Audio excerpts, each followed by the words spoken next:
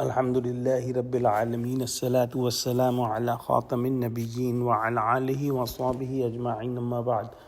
فأعوذ بالله من الشيطان الرجيم بسم الله الرحمن الرحيم قال الله تعالى في سورة النحل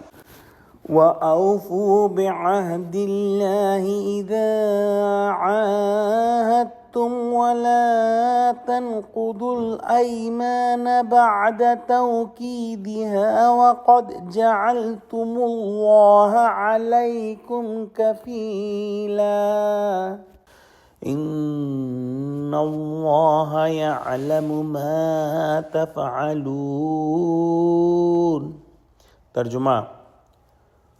اور جب خدا سے عہد واثق کرو تو اس کو پورا کرو، اور جب پکی قسمیں کھاؤ تو ان کو مت توڑو کہ تم خدا کو اپنا ضامن مقرر کر چکے ہو،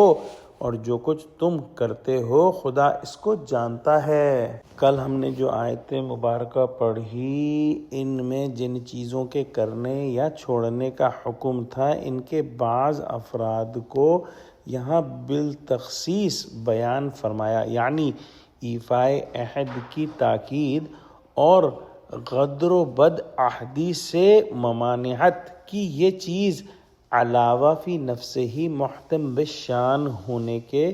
اس وقت مخاطبین کے بہت زیادہ مناسب حال تھی،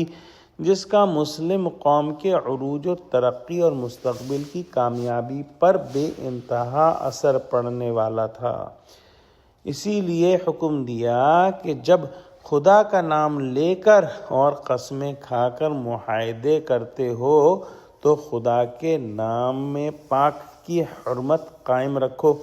کسی قوم سے یا کسی شخص سے یہ معاہدہ ہو بشرطیہ کہ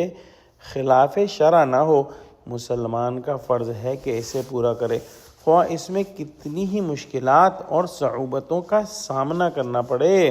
خصوصاً جب خدا کا نام لے کر اور حلف کر کے ایک معاہدہ کیا ہے تو سمجھنا چاہیے کہ قسم کھانا گویا اللہ سبحانہ وتعالیٰ کو اس معاملے کا گواہ یا ضامن بنانا ہے۔ وہ جانتا ہے کہ جب تم اسے گواہ بنا رہے ہو، اور یہ بھی جانتا ہے کہ کہاں تک اس کی گواہی کا لحاظ رکھتے ہو۔ اگر تم نے خیانت یا بدعہدی کی تو پھر وہ اپنے علم محیط کے موافق پوری سزا دے گا، کیونکہ تمہاری کسی قسم کی کھلی چھپی دغا بازی اللہ سبحانہ وتعالیٰ سے مخفی نہیں رہ سکتی۔ لہذا جب بھی اللہ سبحانہ وتعالیٰ سے عہد کیا جائے اس کو ضرور بالضرور پورا کیا جائے، اور جب اللہ کو ضامن بنا کر قسم کھائی جائے تو اس قسم کی پوری پاسداری کی جائے۔ دعا کرتے ہیں کہ اللہ سبحانہ وتعالیٰ ہم کو قرآن کا فہم عطا فرما، ہم کو سچوں سے جوڑے اور ہم کو صراط مستقیم پر قائم فرما دے، آمین۔ وآخر دعوانا ان الحمد للہ رب العالمین۔ السلام علیکم ورحمۃ اللہ وبرکاتہ۔